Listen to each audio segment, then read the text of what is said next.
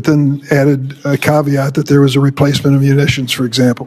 Do you have a new estimate about what the war has cost us so far in this, the 5th month of the first year of this war in Iran? Senator, the estimate we have as of today is $37.5 billion. Senator Durbin, the Senate's number 2 Democrat, a senior appropriator and judiciary veteran, just caught Pete Hegseth with the receipts.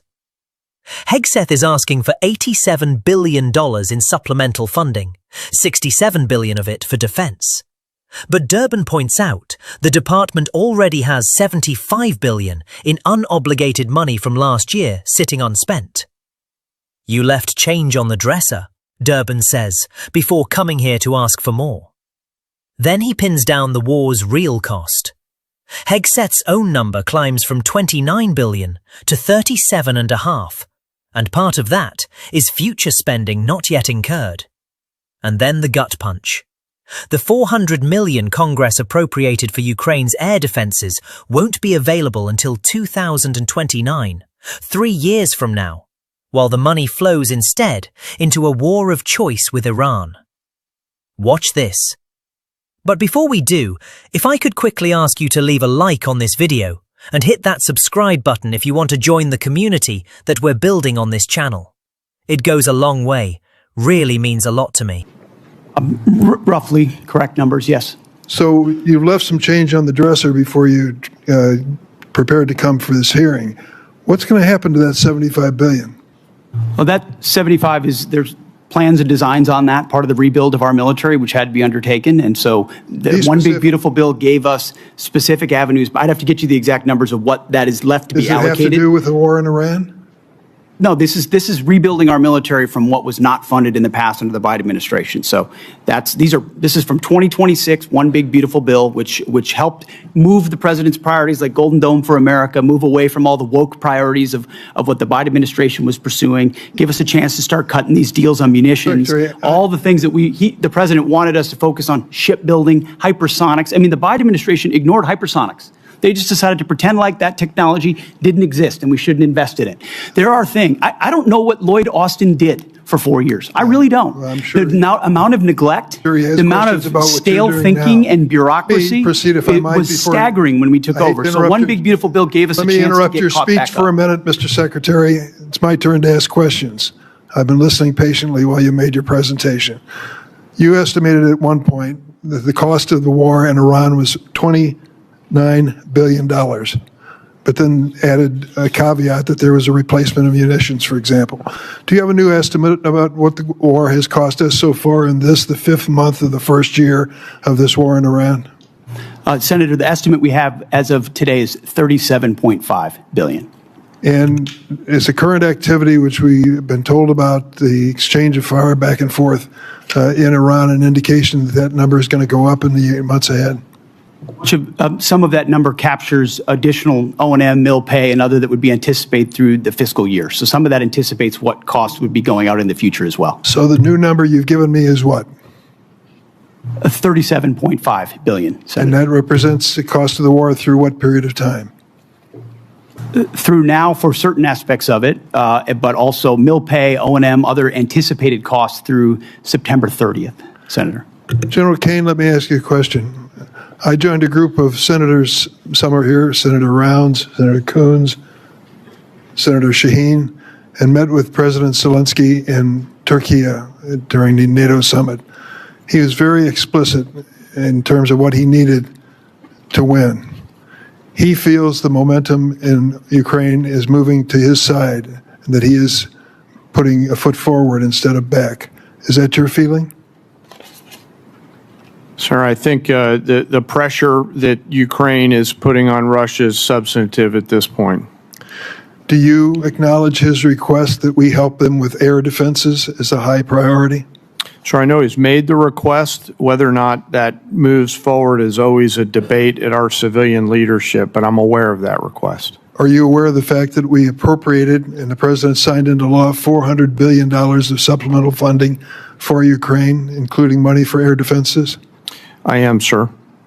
Are you also aware the administration has informed us that money will not be available in many aspects until the next president is in office?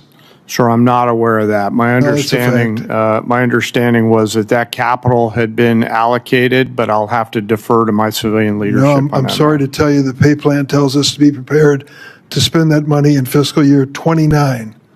The new president, whoever it may be, will make that decision. If you're talking about air defenses and the momentum on side of Zelensky, what impact will it have if we cannot fund this for 3 years? Sir, I want to highlight that the incredible work that the Ukraine industrial base is doing as they scale their own capabilities. It ranges from their surface-to-air capabilities to their air-to-air capabilities. I'll note that recently we had the first air-to-air kill where a Ukrainian F-16 shot down a Russian fighter. So I think their ability to scale their layered defense has come along a long way over the past couple years with the help and assistance of many. General, thank you for your service to the country, and I'm sorry for our losses. I believe 17 servicemen have given their lives in Iran so far, and hundreds have been injured. We should acknowledge that fact. And let me also say, we're at a moment in history where we can win the war in Ukraine. That victory would be critically important for those people who have fought for more than 4 years against the odds and proven they can put Putin back on his heels.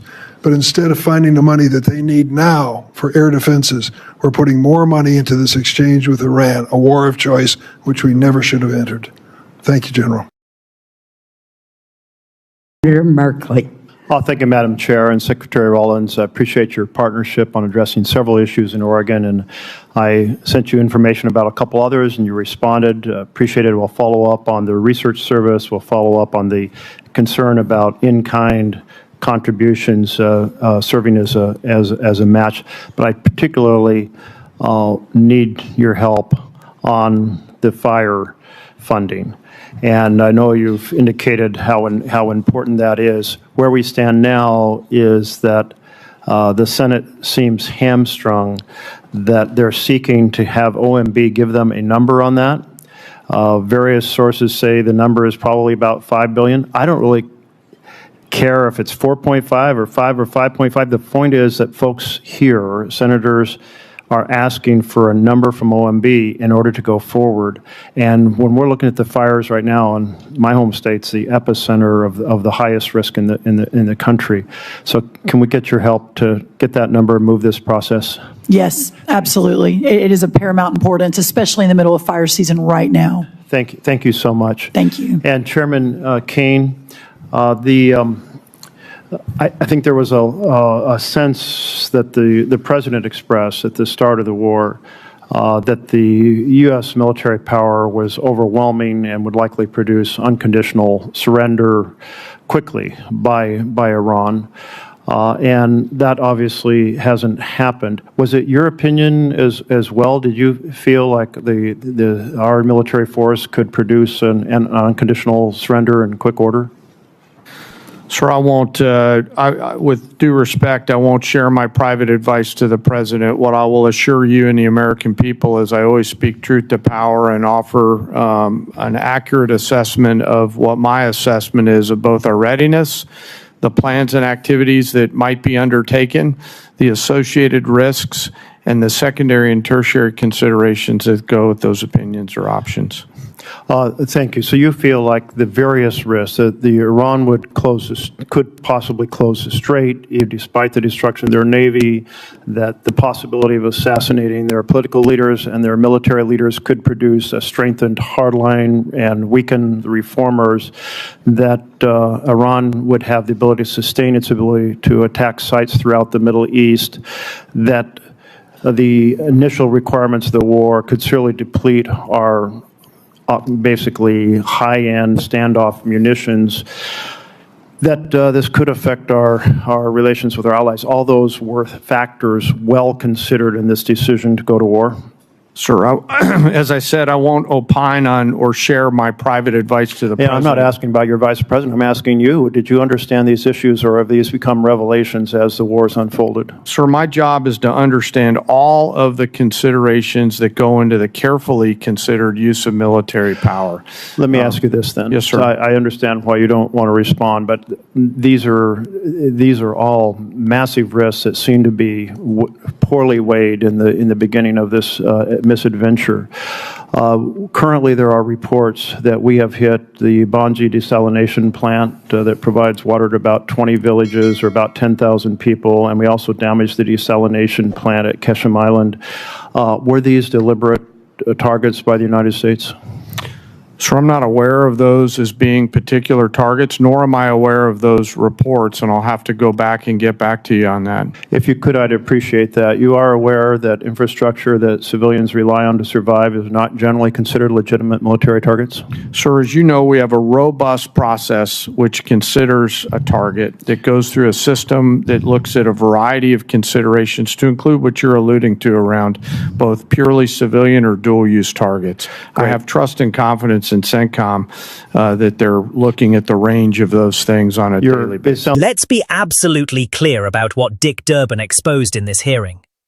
The Secretary of Defense came to Congress asking for $87 billion in new supplemental funding, while his department was already sitting on $75 billion in unspent money.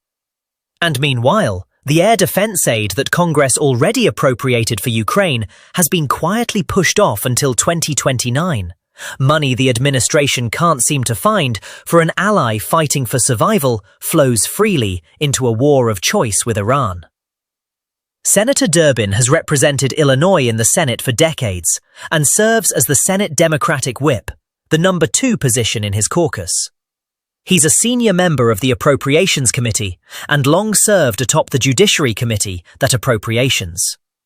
Background is what powers this exchange.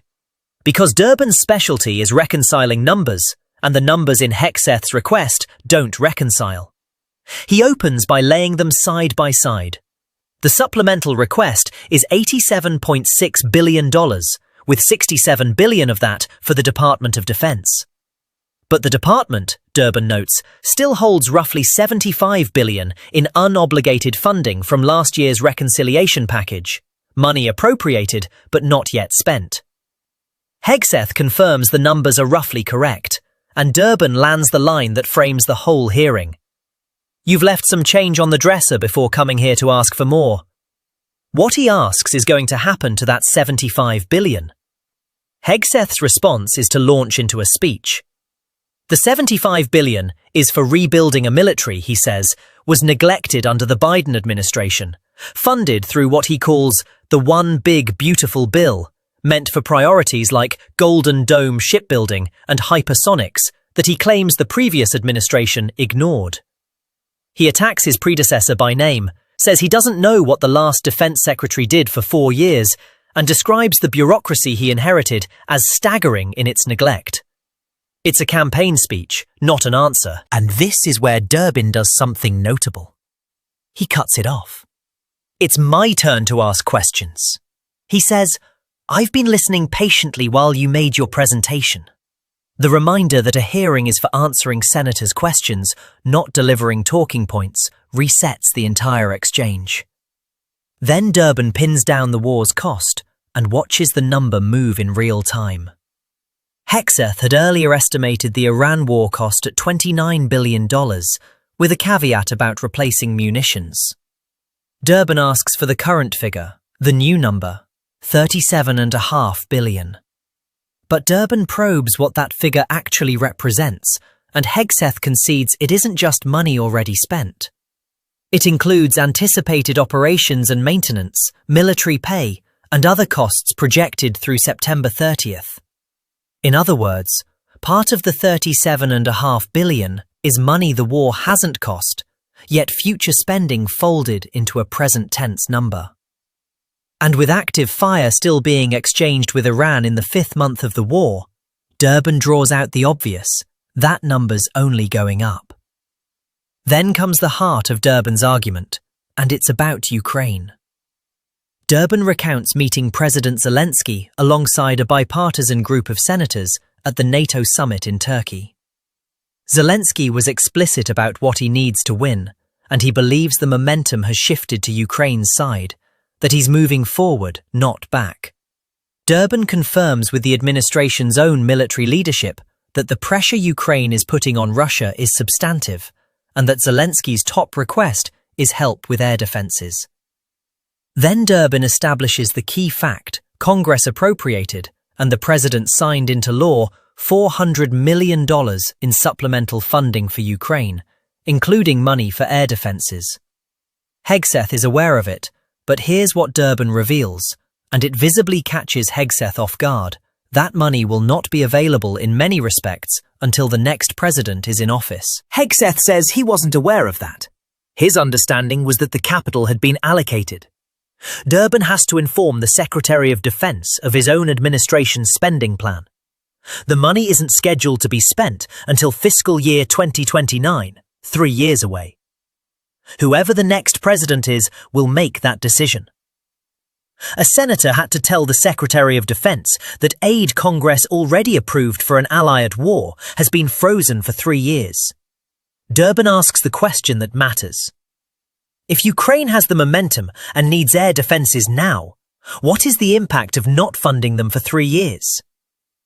Hegseth pivots to praising Ukraine's own defense industry rather than answering. Durbin closes by naming the human cost and the choice underneath it. He thanks General Kane, acknowledges the losses, 17 service members who have given their lives in Iran so far, hundreds injured, and insists those facts be acknowledged. And then he draws the line that ties the whole hearing together. This is a moment in history when Ukraine could actually win a victory that would matter enormously for people who have fought more than 4 years against the odds and put Putin back on his heels. But instead of finding the money Ukraine needs now for air defenses, the administration is pouring more into an exchange with Iran. A war of choice. Durbin says that the country never should have entered. That's the indictment built entirely from the administration's own numbers. 75 billion unspent, but a request for more. A war cost that climbs the moment you examine it and includes money not yet spent. An aid for an ally at war frozen for 3 years, while a war of choice is funded without hesitation. Durbin didn't have to editorialize. You are watching David Brooke. And if you want to support that, as always, you can hit that subscribe button. And if you stuck around at the end and drop a blue heart in the comments. And until next time, I'll see you soon.